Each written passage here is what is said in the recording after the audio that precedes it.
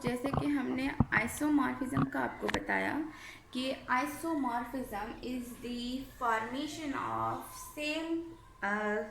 Same structures in one form. तो ये जो पॉली है ये है मेनी फॉर्म्स।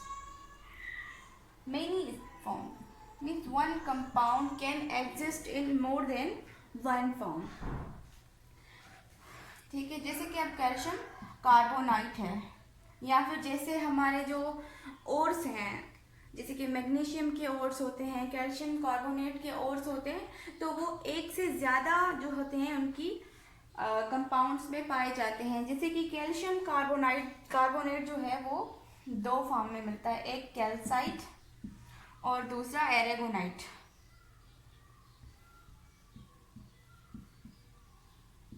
ठीक है, तो कैल्साइट और एरागोनाइट यानी कि दो forms with two different crystal structures.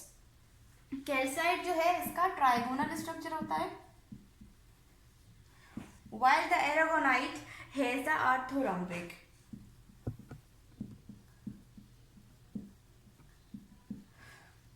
अब इस पॉलीमॉर्फिज्म का सिंपली मकसद ये था कि एक कंपाउंड एक से ज़्यादा मॉर्फ यानी कि शक्ल में। अब आइसोमॉर्फ क्या था कि same structure with in different compounds, और ये क्या है, same compound with different structures are more than one structure. तो हमारा पॉलीमॉर्फ और आइसोमॉर्फ मेरे ख्याल से आपको समझ में आ गया होगा, और अगर नहीं आया तो आप मुझसे कमेंट सेक्शन में पूछ सकते हैं कि polymorphism is the existence of same compound in more than one form. Existence of one compound in more than one form. It's ठीक है।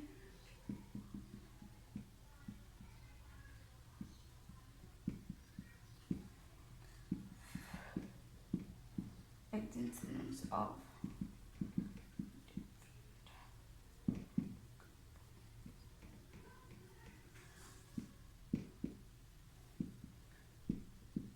अब मेरे ख्याल से इस डेफिनेशन से आपको समझ में आ गया होगा।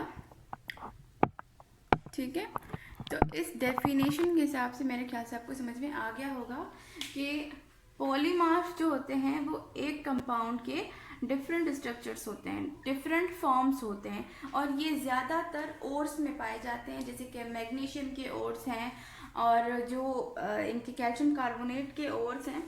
तो ये सब जो नेचर में जो चीज़ें पाई जाती हैं वो डिफरेंट फॉर्म्स में पाई जाती हैं। जैसे कि हमारे जैसे कि साल्ट माइंस होती हैं, ये सब क्या होता है कि हमें नेचुरली मिल रही होती हैं, और नेचुरल चीज़ें जो होती हैं वो मोर देन वन फॉर्म्स में भी होती हैं और सिंगल फॉर्म में भी होती हैं। अब हमें सॉल्ट के भी माइंस हैं, लेकिन सॉल्ट जो है वो टेबल साल्ट, पोटाशियम साल्ट अलग अलग फॉर्म से मिल रहे होते हैं, लेकिन कैल्शियम कार्बोनेट जो है वो मोर देन वन स्ट्रक्चरल फॉर्म में। अरेंजमेंट के फ़र्क की वजह से वो दो अलग अलग ओर्स बनाते हैं, लेकिन उनकी केमिकल कॉम्बिनेशन सेम होती है। लेकिन आइसोमॉर्फिज्म में केमिकल कॉम्बिनेशन का तरीका सेम है, लेकिन एटॉमिक स्ट्रक्चर्स चेंज होती हैं।